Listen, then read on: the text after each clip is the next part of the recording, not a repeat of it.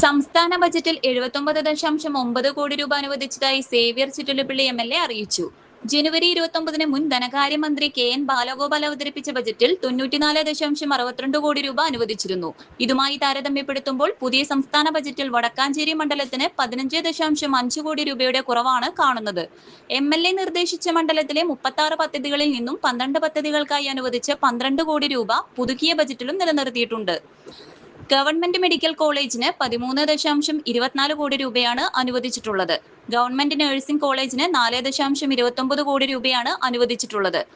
ആരോഗ്യ സർവകലാശാലയ്ക്ക് 12 കോടി രൂപയും കേരള ഇൻസ്റ്റിറ്റ്യൂട്ട് ഓഫ് ലോക്കൽ അഡ്മിനിസ്ട്രേഷന് 28 കോടി രൂപയും അനുവദിച്ചു. മണ്ഡലത്തിലെ 12 കോടി രൂപയുടെ നിലനിർത്തിയ പദ്ധതികൾ: മുണ്ടൂർ ആരോഗ്യ കേന്ദ്രം 1.5 കോടി രൂപ, വരടിയം സൗത്ത് കൂവപ്പ വഴിയോര വിശ്രമ കേന്ദ്രം 1 കോടി രൂപ, കുറൂർപ്പാറ 51 തറ KALDC ബണ്ട് റോഡ് നിർമ്മാണത്തിന് 1 കോടി രൂപ, പത്താഴക്കുണ്ട് വട്ടായി കുടിവെള്ള പദ്ധതിക്ക് 1 കോടി രൂപ, ഓട്ടുപാറ ചിൽഡ്രൻസ് പാർക്കിനും ഓപ്പൺ ഓഡിറ്റോറിയത്തിനും 1 കോടി രൂപ, വടക്കാഞ്ചേരി ആയുർവേദ വിഷവൈദ്യ ആശുപത്രി 2ാം ഘട്ടം 1.5 കോടി രൂപ, തെക്കുംകര ഗ്രാമപഞ്ചായത്ത് സാംസ്കാരിക നിലയം മലാക്ക 2ാം ഘട്ടം 1 കോടി രൂപ, അമലാനഗർ വനിതാ അമ്യൂണിറ്റി സെന്റർ 2ാം ഘട്ടം 1 കോടി രൂപ, ബ്ലോക്ക് കുടുംബാരോഗ്യ കേന്ദ്രം തോളൂർ 2ാം ഘട്ടം 50 ലക്ഷം രൂപ, മുണ്ടത്തിക്കോട് കുടുംബാരോഗ്യ കേന്ദ്രം 2ാം ഘട്ടം 75 ലക്ഷം രൂപ, അടാട്ട് കുടുംബാരോഗ്യ കേന്ദ്രം 2ാം ഘട്ടം 40 ലക്ഷം രൂപ, ആവണൂർ വരടിയം റോഡ് BMNBC 1.35 കോടി രൂപ തുടങ്ങിയ പദ്ധതികൾക്കാണ് ബജറ്റിൽ തുക അനുവദിച്ചത്.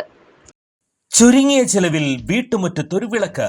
വൈദ്യുതി വേണ്ട, ബാറ്ററി വേണ്ട, പൂർണ്ണമായും സോളാറിൽ പ്രവർത്തിക്കുന്ന ലൈറ്റുകൾ നിങ്ങളുടെ വീടുകളിലോ സ്ഥാപനങ്ങളിലോ എവിടെയായാലും സ്ഥാപിച്ചു കൊടുക്കുന്നു.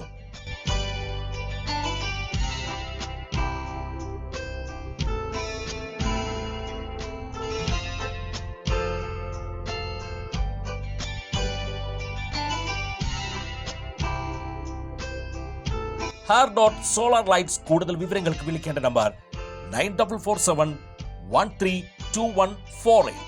കൂടുതൽ വാർത്തകൾക്ക് ഞങ്ങളുടെ ചാനൽ സബ്സ്ക്രൈബ് ചെയ്യുക. ഫേസ്ബുക്ക് ഫോളോ അപ്പ് ചെയ്യുക. വാർത്തകൾ വേഗത്തിലറിയാൻ Anytime News.